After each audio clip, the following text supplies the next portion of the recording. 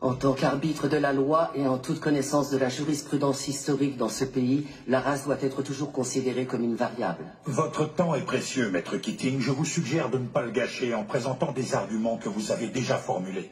Ce ne sont pas mes mots, juge Strickland. Ce sont les vôtres. Vous les avez écrits en 1985, dans le verdict de l'affaire Bryant contre la ville de Topeka, concernant la clause de protection égale face à un système d'attribution de logements sociaux.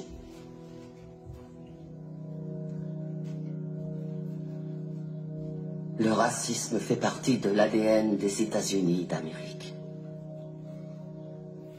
Et tant que nous fermerons les yeux sur la douleur de ceux qui souffrent de son oppression, nous ne pourrons jamais échapper à ses origines.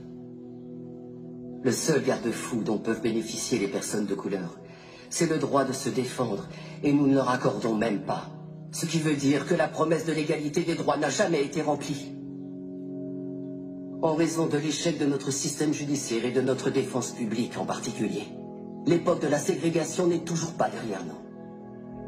L'époque où les lois ont rendu illégal que les Noirs et les Blancs soient enterrés dans le même cimetière, où on catégorisait les gens en carterons ou en octavons, où on punissait un Noir parce qu'il avait demandé des soins médicaux dans un hôpital pour Blancs. Certains prétendent que l'esclavage est révolu.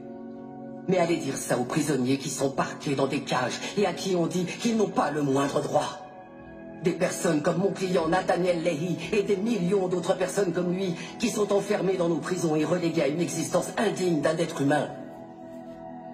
Il n'y a aucune alternative à la justice dans cette affaire. Il n'y a pas d'autre option.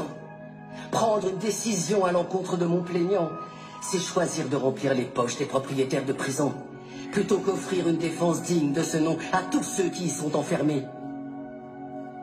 Est-ce que c'est l'Amérique dans laquelle veut vraiment vivre cette cour? Un pays où l'argent a plus d'importance que l'humanité, où la criminalité est confondue avec les troubles mentaux.